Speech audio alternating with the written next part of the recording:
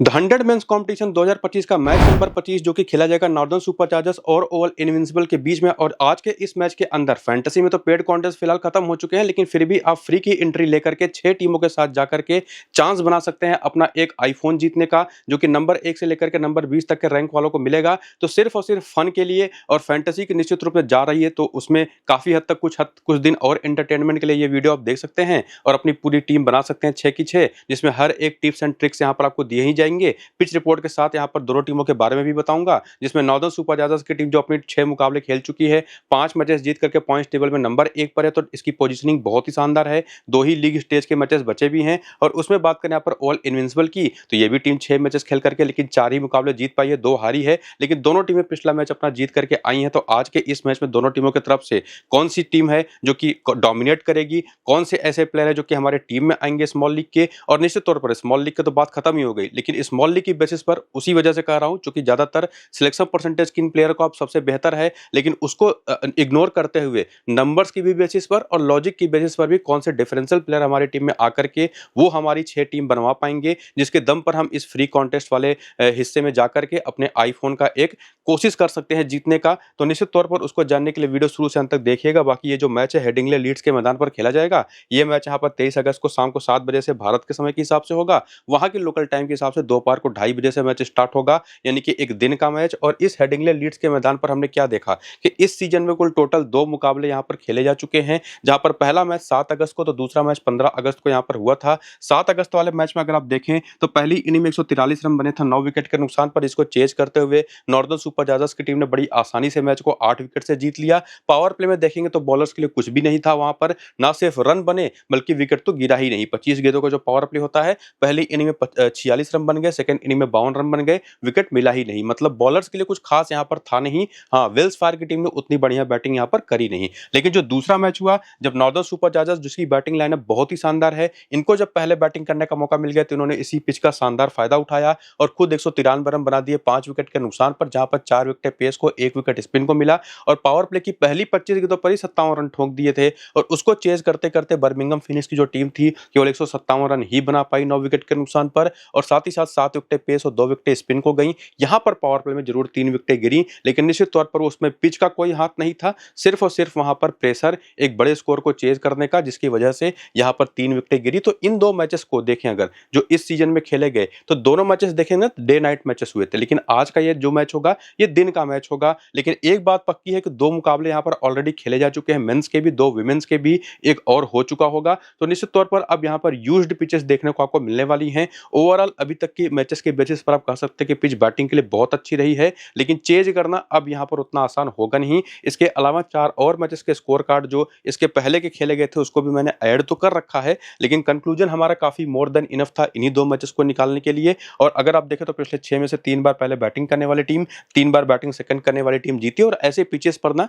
जहां पर बैटिंग के लिए कंडीशंस बहुत अच्छी होती हैं, जो भी टीम बेहतर बैटिंग करे, चाहे वो पहले बैटिंग हो चाहे सेकंड बैटिंग हो, निश्चित तौर पर वही टीम मैच जीतती है। लेकिन जैसा मैंने आपको बताया कि यूज्ड पिच है तो उसका फायदा मिलेगा बॉलर्स को सेकंड इनिंग के अंदर। बाकी इन पिछले 6 मैचेस में पेसर्स को 54 विकेट, स्पिनर्स को 22 विकेट मिली हैं, जिसमें देखें तो काफी हद तक मामला बराबरी का। पहली इनिंग के अंदर तो स्पिनर्स और पेसर्स को ज्यादा विकेट मिली हैं, सेकंड इनिंग में भी पेसर्स यहां पर गेम में बने रहते हैं, स्पिनर्स का रोल यहां पर काफी मिनिमम ही होता है। बाकी जैसे ही टॉस हो जाएगा उसके बाद वेदर का भी अपडेट हमको देखना पड़ेगा। पिच के बारे में तो हमने समझ ही लिया, वेदर भी काफी बड़ा रोल प्ले करता है, तो उसका अपडेट आपको मैं टेलीग्राम और व्हाट्सएप पर दे दूंगा। एक्टिव रहने के लिए केवल जाकर के आप ज्वाइन करके रह सकते हैं वहां पर। वहीं पर आपको मैं एक फाइनल कॉम्बिनेशन भी दे दूंगा कि इस टीम के साथ आप जाइए और कुछ चेंजेस करके अपनी बाकी की 6 टीमें या 5 टीमें और बना लीजिए। तो उसके अपडेट्स के लिए आप टेलीग्राम और व्हाट्सएप को चाहिए तो ज्वाइन कर सकते हैं। लिंक आपको इसी वीडियो के डिस्क्रिप्शन में और पिन कमेंट में देखने को मिल जाएगा। हालांकि वो बहुत जरूरी है नहीं, अगर आप पूरा वीडियो देखेंगे तो चीजें समझ में आ जाएंगी, लेकिन मेरी तरफ से जो कॉम्बिनेशन होगा वो आपको मैं टेलीग्राम और व्हाट्सएप पर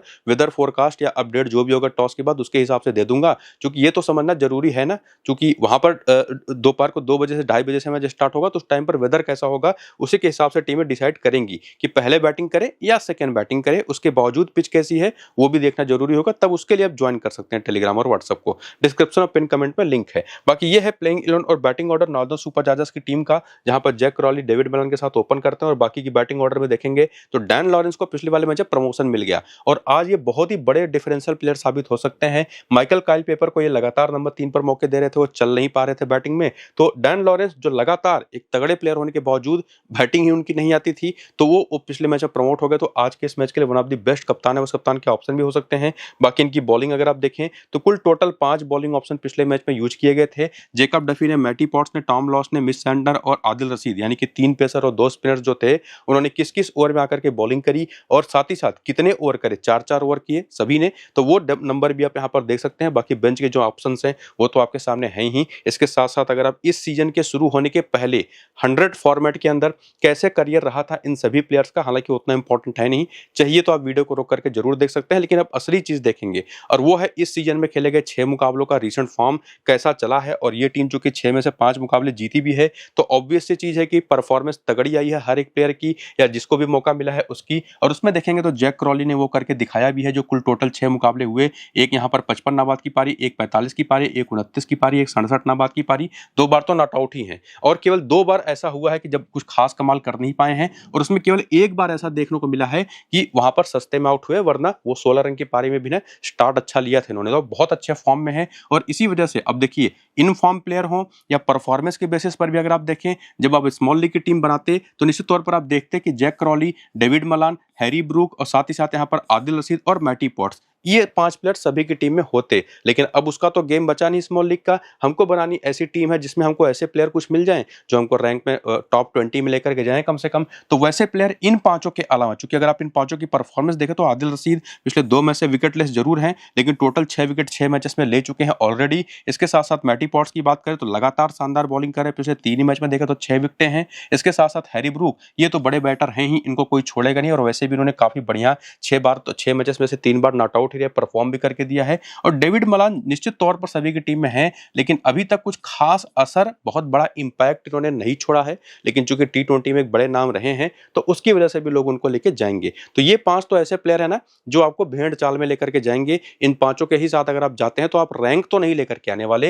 लेकिन रैंक आपको कौन दिलाएगा? वो दिलाएगा डैन लॉरेंस, जिनको पिछले मैच में बैटिंग ऑर्डर में प्रमोशन मिला और एक 37 रन की बहुत अच्छी शानदार पारी खेली। इनके साथ एक प्लस पॉइंट है कि ऑफ स्पिन बॉलिंग भी कर लेते हैं। सामने की टीम के कॉम्बिनेशन को अभी हम देखेंगे कि क्या वो ऑफ स्पिन कैसे खेलते हैं, उसके दम पर ये एक तगड़े डिफरेंशियल प्लेयर निकल कर आते हैं, ना सिर्फ एज ए प्लेयर बल्कि कप्तान है उस कप्तान के तौर पर। इसके साथ साथ यहाँ पर देखेंगे तो मिचेल सैंटनर, ज्यादातर लोगों ने इनको भी इग्नोर करके रखा है, हालांकि अगर आप देखें तो परफॉर्मेंस भी उसकी एक बड़ी वजह है। 4 में से 2 बार ऐसा हुआ है कि इनको विकेट निकालने में कामयाबी मिली है, 2 बार विकेट लेस भी गए हैं। लेकिन एक चीज और भी है कि बॉलर बहुत ही कमाल के हैं, और अब यूज्ड पिच होगी तो निश्चित तौर पर अब इनके खिलाफ रन बनाना भी इतना आसान होगा नहीं, तो ये दूसरे डिफरेंशियल ऑप्शन हमारे बन गए। और बाकी टॉम लॉवेस, जो निश्चित तौर पर बहुत अच्छे बॉलर साबित हुए पिछले 3 मैच में, खास करके अगर आप देखें तो 5 विकेट निकाल चुके हैं, ये एक तीसरे जबरदस्त डिफरेंशियल ऑप्शन बन जाते हैं। तो इन तीनों को आप किसकी किसकी जगह पर लेके जा सकते हैं, उसमें जो बाकी 5 ऑप्शंस आपको मैंने बताया कि जो कि सभी की टीम में है, उसको आपको मैं सजेस्ट करूं तो निश्चित तौर पर डैन लॉरेंस आप जा सकते हैं, डेविड मलान की जगह पर लेकर के। सेंटर की बात करें तो इनको आप लेकर के जा सकते हैं, किसी भी दूसरे, अगर आप किसी लोअर ऑर्डर के बैटर को आप लेकर के जा रहे हैं, या जैक क्रॉली, अगर खास करके पहली इनिंग की बैटिंग है तो जैक क्रॉली को ड्रॉप करके वहां पर आप सैंटनर को ट्राई कर सकते हैं। और उसके साथ साथ टॉम लॉस तो एक अच्छे डिफरेंशियल ऑप्शन है ही, इवन जेकब डफी भी हैं जो पिछले 2 मैच में विकेट नहीं ले पाए, लेकिन पहले 2 मैच में 5 विकेट लेकर के गए थे। तो ये जो रीसेंट फॉर्म है ना, ये हमको दिखा रहा है कि 5 प्लेयर तो बेस्ट हैं जो कि सभी की टीम में है, और बनता भी है उनका आना। लेकिन उसके अलावा भी 3 से 4 प्लेयर हैं जिनको हम रोटेट कर सकते हैं अपने अलग अलग टीमों में, किसी किसी प्लेयर की जगह पर रिप्लेस करके, और अपनी टीमें डिफरेंट कॉम्बिनेशन के साथ बना सकते हैं। लेकिन क्या एक्चुअली वो हेड टू हेड में भी मैचेस में भी बेहतर करते रहे हैं? मतलब जब भी खेले हैं सामने वाली टीम के खिलाफ तब बेहतर करते रहे हैं? उसको अगर आप देखें तो जैक क्रॉली निश्चित तौर पर, जो देखिए जो प्लेयर सभी की टीम में है उसमें जैक क्रॉली है 2 मैच में 40 रन, डेविड मलान है 2 मैच में 44 रन, इसके बाद हैरी ब्रूक है 3 मैच में केवल 57 रन। उसके बाद अगर आप देखें तो यहाँ पर मैटी पॉट्स है 2 मैच में 3 विकेटें। ये एक ऐसे प्लेयर है जो सभी की टीम में, वो परफॉर्म भी कर चुके हैं सामने वाली टीम के खिलाफ। और इवन आदिल रशीद भी है 4 मैच में 7 विकेटें। तो हेड टू हेड के नंबर्स क्या बताते हैं कि वो जो 5 प्लेयर्स हैं सिलेक्शन परसेंटेज वाइज सबकी टीम में है, उसमें से 3 प्लेयर तो कुछ खास कमाल कर नहीं पाए। हालांकि मैं फिर भी कहूंगा कि हैरी ब्रूक को फिर भी टीम में, ज्यादातर टीमों में तो रखना ही है।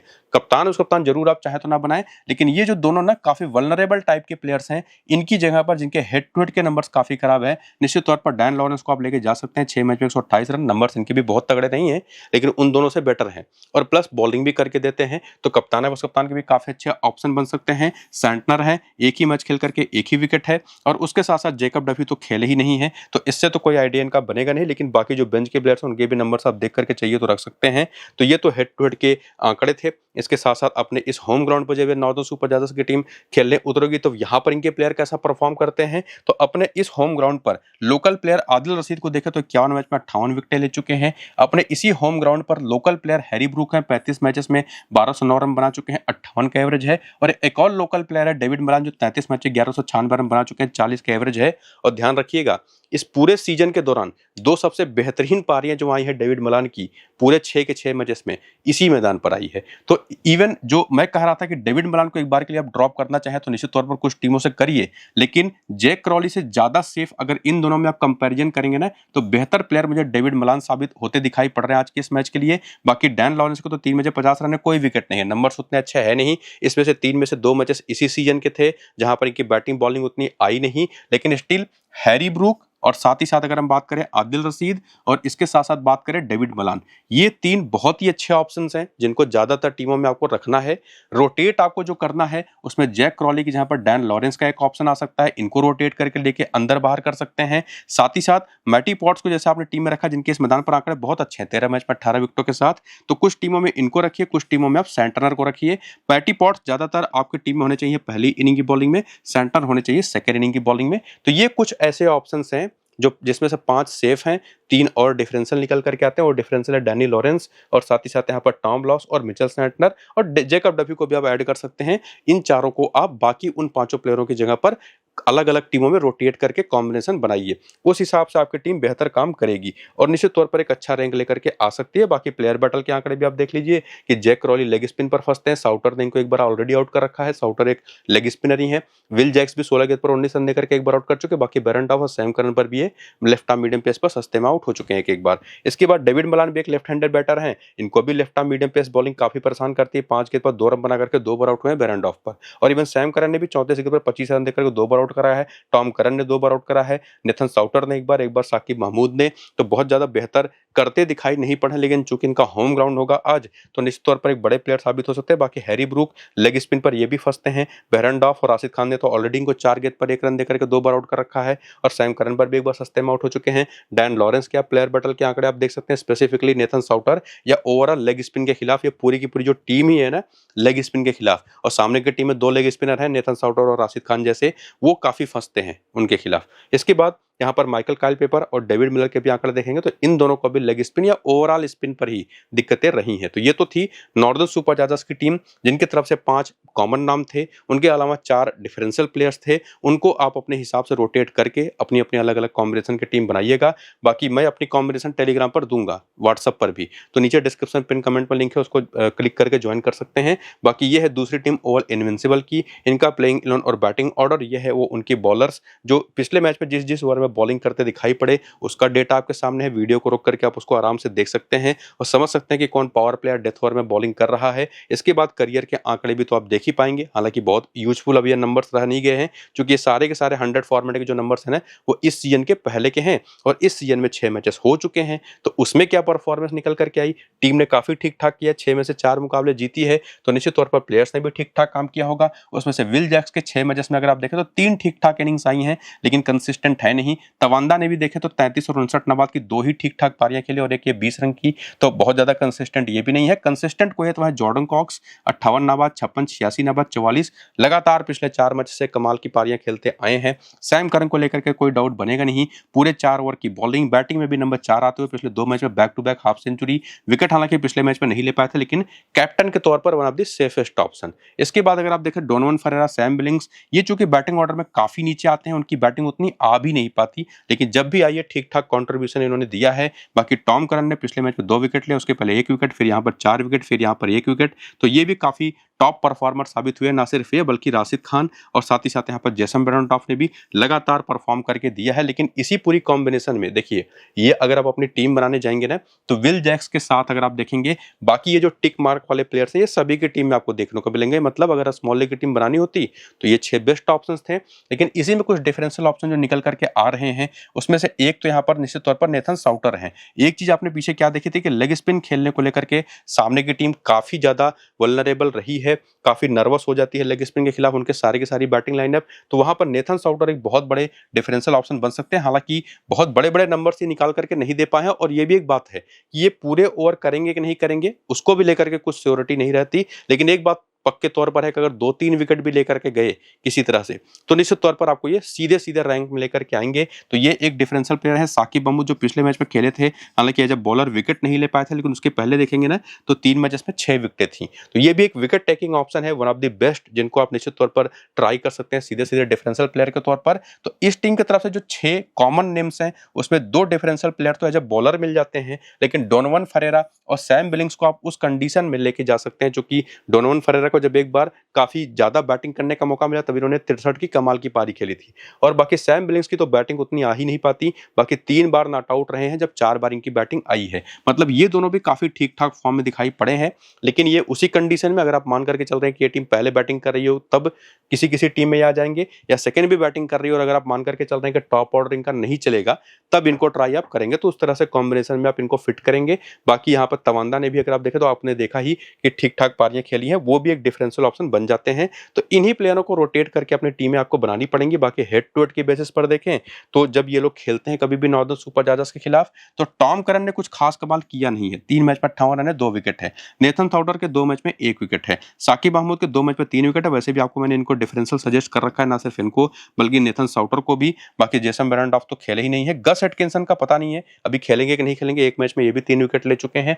बाकी डोनोवन फरेरा देखिए, मैंने आपको बताया था ना, अगर आप मान करके चल रहे हैं कि टॉप ऑर्डर फेल होगा और टॉप ऑर्डर में 2 इनके इनकंसिस्टेंट प्लेयर हैं तवांदा और विल जैक्स, उन दोनों को नहीं लेकर के जा रहे हैं, तो जॉर्डन कॉक्स सैम करन के साथ आप डोनोवन फरेरा को एक टीम में रखिए। लेकिन अगर आप इन दोनों में से किसी एक को मान करके चल रहे हैं कि कोई चलेगा, तो उस एक के साथ उस एक को साथ में रखिए, और प्लस तब उस टीम में आप डोनोवन फरेरा के जगह पर सैम बिलिंग्स को लेकर के चले जाइए। ये कॉम्बिनेशन आपको इस तरह से बनानी है। बाकी जॉर्डन कॉक्स के आंकड़े इस टीम के खिलाफ भी काफी जबरदस्त हैं, और विल जैक्स तो निश्चित तौर पर कुछ खास कर नहीं पाए हैं। बाकी तवांदा खेले ही नहीं है, तो ये हेड टू हेड से भी कुछ निश्चित तौर पर हमको हिंट मिला है कि कैसे हम प्लेयर रोटेट कर पाएंगे। बाकी वेन्यू के आंकड़े अगर आप देखने आए तो इस मैदान पर ही जॉर्डन कॉक्स ने एक मैच में 73 रन बाद की पारी खेल दी है। यहाँ पर भी विल जैक्स चले नहीं है, तवांदा खेले नहीं है। सैम करन ने एक मैच में 24 रन बनाए हैं, 2 विकेटें चटकाई हैं। डोनोवन फरेरा ने यहाँ पर 5 मैच 131 रन बनाए, उसमें एक 66 का हाईएस्ट स्कोर है। तो ये एक बहुत ही तगड़े ऑप्शन ये रहेंगे आज के इस मैच के लिए।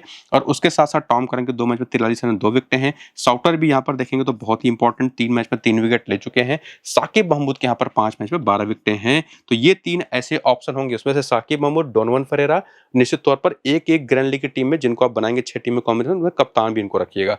तो ये कुछ आंकड़े थे जिसके दम पर कौन से प्लेयर निश्चित तौर पर ऐसे हैं जो सभी की टीम में है, उनकी जहां पर किन प्लेयरों को ले जाकर के आप अपनी एक डिफरेंशियल टीम बना सकते हैं और अच्छा रैंक ला सकते हैं, वो समझा दिया। बाकी प्लेयर बैटल के आंकड़े देखेंगे तो तवंदा मोया जो है ना, टॉम लॉस को काफी बढ़िया खेले हैं, लेकिन मिचेल सैंटनर पार्टी के बाद 6 रन बना करके 2 बार आउट हो चुके हैं। और बाकी लेफ्ट आर्म ऑर्थोडॉक्स पर ओवरऑल भी आंकड़े इनके बहुत खराब हैं। इसके बाद विल जैक्स भी डैन लॉरेंस पर 10 गेंद पर 7 रन बना करके 1 बार आउट हुए हैं। सैम करन आदिल रशीद के 31 गेंद पर 37 रन बना करके 2 बार आउट हुए हैं। Jordan Cox left arm orthodox पर फंसते हैं, तो सैंटनर जिनको जो लोगों की टीम में है नहीं, वो बहुत तगड़े ऑप्शन बन के दिखाई पड़ रहे हैं। बाकी आदिल रशीद को अच्छा खेले इन्होंने, टॉम लॉस पर एक बार सस्ते में आउट हुए हैं। और बाकी यहाँ पर प्लेयर बैटल बाकी प्लेयरों के भी देख लीजिए, बहुत नीचे आते बैटिंग करने, तो उतना रोल उसका होता नहीं। लेकिन कम से कम एक बात तो पक्की है, जब अपनी प्लेयर पिकिंग आप कर लेंगे ना, तो आप देखेंगे सैम करन और जैक क्रॉली ही लगभग एक कॉमन और सेफेस्ट कप्तान कप्तान के ऑप्शन है सभी की टीम में। लेकिन उसी में निश्चित तौर पर विल जैक्स है, हैरी ब्रूक है, राशिद खान है, जिनका जो डिफरेंशियल अलग अलग टीमों का कप्तान आप बना सकते हैं। बाकी जो फाइनल टीम या कॉम्बिनेशन बनेगी मेरे हिसाब से टॉस के बाद, वेदर देखने के बाद, वो आपको मैं बताऊंगा अपने टेलीग्राम और व्हाट्सएप चैनल पर। तो उसके लिए चाहे तो डिस्क्रिप्शन में पिन कमेंट पर लिंक है टेलीग्राम व्हाट्सएप का, उसकी मदद से उसको ज्वाइन करिएगा। बाकी वीडियो पूरा देख करके अपनी टीम खुद से बनाने की कोशिश करिए। फिलहाल चलते हैं, नमस्कार।